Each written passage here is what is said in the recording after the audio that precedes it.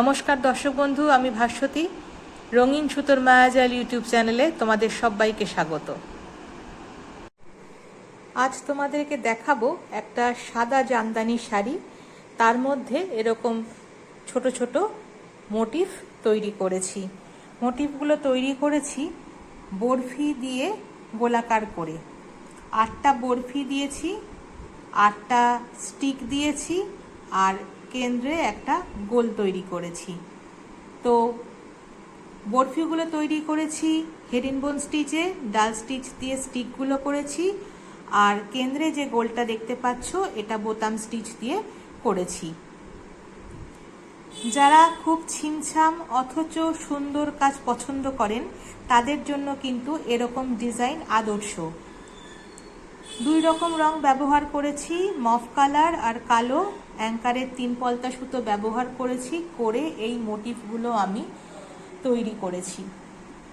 দেখতেই পাচ্ছ তোমরা, এরকম শাড়ি জুড়ে জমিতে এরকম মোটিফ আছে। এরকম মোটিফ 70টা মতো সমগ্র শাড়ি জুড়ে রয়েছে। এটা একটা সাদা রঙের জামদানি শাড়ি, তাতে এই কাজগুলো করেছি।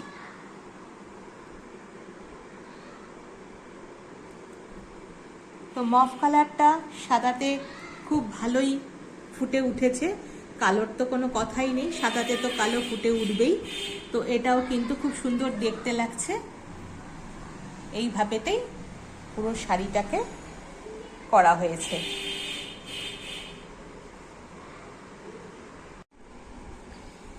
এবারে করব এই গোলটা। এই গোলটা আমি করব বোতাম স্টিচ দিয়ে। বোতাম স্টিচগুলো একটু গায়ে গায়ে দিতে হবে, কারণ এই গোলটা পুরো ভরাট করব বোতাম স্টিচ দিয়ে।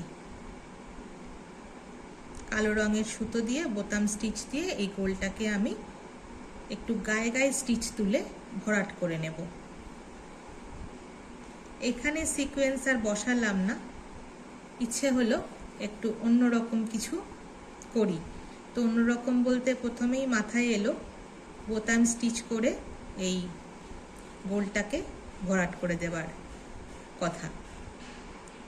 তো দেখো, বোতাম স্টিচ করে আমি গোলটাকে ভরাট করে দিচ্ছি। স্টিচগুলো একটু গায়ে গায়ে তুলব, কারণ ভরাট করব।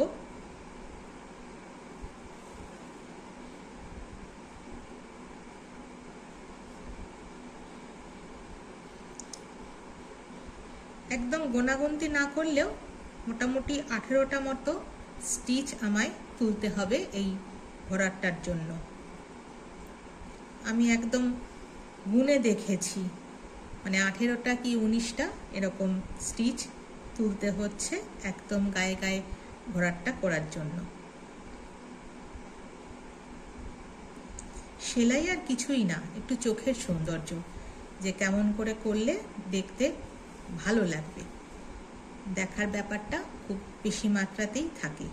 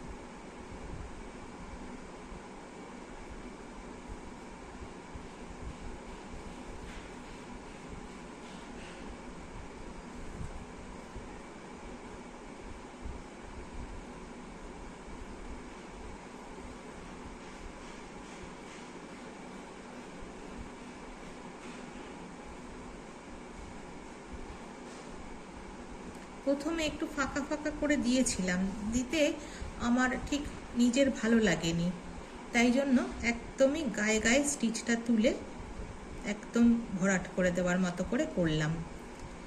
একটু খালি খালি প্রথমে রেখেছিলাম, কিন্তু দেখলাম আমার মনোপুত হচ্ছে না। তো আমার যখন মনোপুত না হয় আমি সেরকমভাবে কাজ করি না। তোমাদেরকে আগেও বলেছি, আমি আমার কাজ যখন আমার নিজের একদম পারফেক্ট মনে হয় যে হ্যাঁ একদম আমার চোখে সেটা ভালো লাগছে দেখতে, সে কাজটাই আমি করি। তো একদম গায়ে গায়ে দেখলাম এটা যাচ্ছে, এটা ফাঁকা ফাঁকা করে রাখলে কিন্তু ভালো লাগছে না।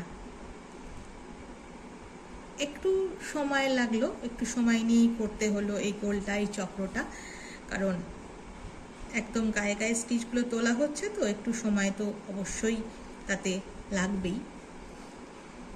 কিন্তু সময় লাগুক ক্ষতি নেই, জিনিসটা দেখতে একদম নিখুঁত হতে হবে। একদম না হোক, অন্তত একটু নিখুঁত তো হতেই হবে। দেখো আমি চক্রটা তৈরি করলাম এই বোতাম স্টিচ করে। এইবারে আসবো এই ডাঁটিগুলোতে ডাল স্টিচ দিয়ে এই 8টা ডাঁটি আমি করব।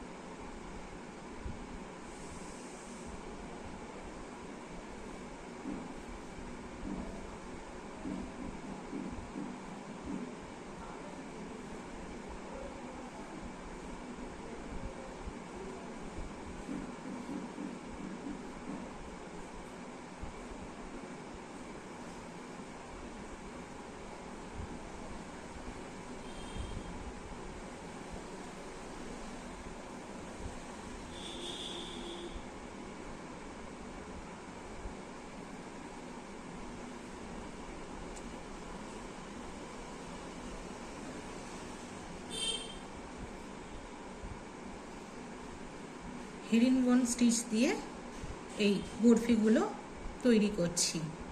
এই 8টা বরফি হেরিনবোন স্টিচ দিয়ে করছি।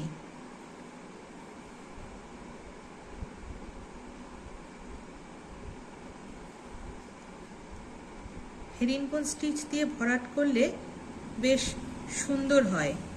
একটু স্টিচগুলোকে গায়ে গায়ে তুললেই সুন্দর ভরাট হয়ে যায়।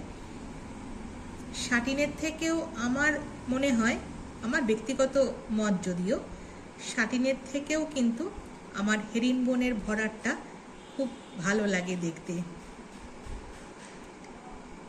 করতেও খুব সহজ আর দেখতেও বেশ সুন্দর লাগে। শাটিনটাও সুন্দর লাগে, কিন্তু আমার যেন মনে হয় শাটিনের থেকে হেরিনবোনটাতে বেশি খোলে জিনিসটা আর কি।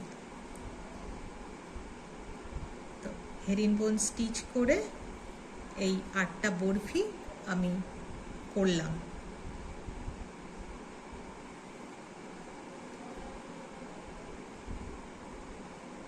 তিন পলতা সুতো ব্যবহার করেছি।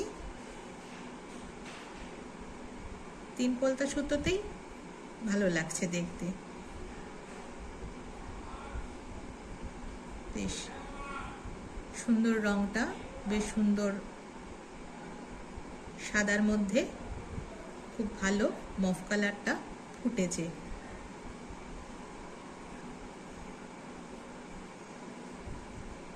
এই আমার 8টা পাপড়ি শেষ হয়ে গেল হেরিংবোন স্টিচের।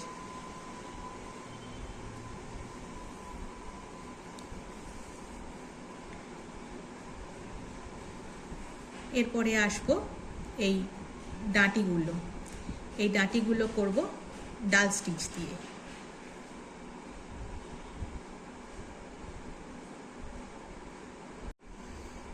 এবার এলাম ডাঁটিগুলোতে।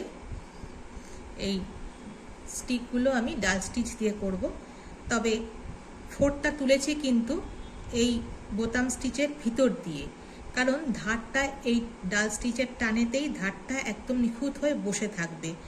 আমি যদি বাইরে থেকে স্টিচটা তুলতাম তাহলে কিন্তু এত নিখুঁতভাবে বসতো না। এই জন্য স্টিচগুলো কিন্তু এই ভিতর দিয়ে দিয়ে তুলবো।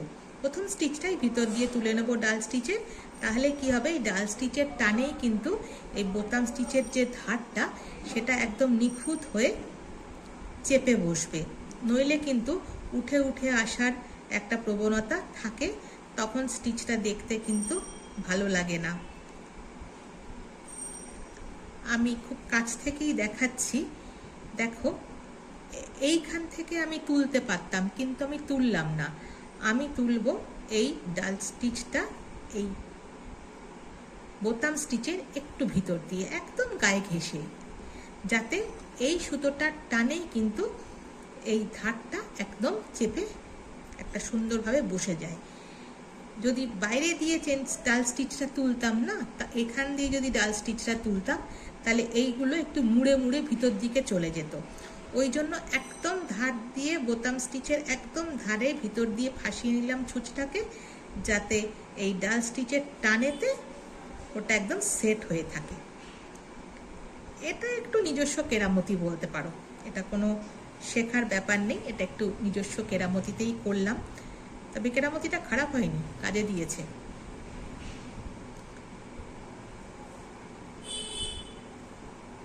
সেলাই করতে করতে কি হয়, একটা মানে সম্যক ধারণা হয়ে যায় যে কি করে করলে, কেমন করে করলে জিনিসটা দেখতে ভালো হবে। বললাম না, সেলাইটা আর কিছুই না, সেলাইটা হলো চোখের সৌন্দর্য। কি করে, কেমন করে, কত সুন্দর করে সেটাকে করে তোলা যায়, তারই মানে নিদর্শন হলো সেলাই। আঁকার মতো, আঁকা যেরকম নিখুঁত করে জল ছবি, তেল রং, প্যাস্টেল, স্কেচ যাই বলো না কেন, যেরকম আঁকা যেরকম সুন্দর হয় ফুটে ওঠে ক্যানভাসে, তেমন সেলাই কিন্তু ফুটে ওঠে সুন্দর হয়ে যে কোনো মেটেরিয়ালে। সেটা খুব সাধারণ সেলাইও কিন্তু খুব নিখুঁত করে করা যায়, দেখতেও কিন্তু খুব ভালো লাগে। দেখো আমি কথা বলতে বলতে এই ডাঁটিগুলোতেও করে এনেছি 8টা ডাঁটি। আমি এখনো পর্যন্ত 4টে ডাঁটি করেছি, আর 4টে ডাঁটি করলে আমার এই মোটিভটা শেষ হয়ে যাবে। তো বন্ধুরা, তোমাদের কাছে আবার নিবেদন থাকলো, বলার থাকলো যে আমার এই ক্ষুদ্র ক্ষুদ্র কাজগুলো তোমাদের যদি দেখতে ভালো লাগে, অবশ্যই করে আমার চ্যানেলটাকে সাবস্ক্রাইব করবে, ভিডিওগুলোকে বন্ধুদের সাথে শেয়ার করবে, লাইক করবে, আর কমেন্ট সেকশন তো খোলাই থাকলো, কমেন্ট করে জানাতে পারো তোমাদের যদি কিছু বলার থাকে আমাকে, আমি অবশ্যই তার রিপ্লাই দেবো তোমাদেরকে। তো আমি এইটা পুরোটা শেষ করে নিয়ে দেখাবো যে জিনিসটা কেমন হলো পুরো মোটিভটা করতে। দেখো বন্ধুরা, আমার 8টা বরফির গোলাকৃতি মোটিভ তৈরি হয়ে গেল। আমি বললাম যে আমি পুরোটা করে এসে তোমাদেরকে একটু দেখিয়ে নেব কেমন হয়েছে দেখতে। এই আমার সম্পূর্ণ হলো মোটিভের কাজ।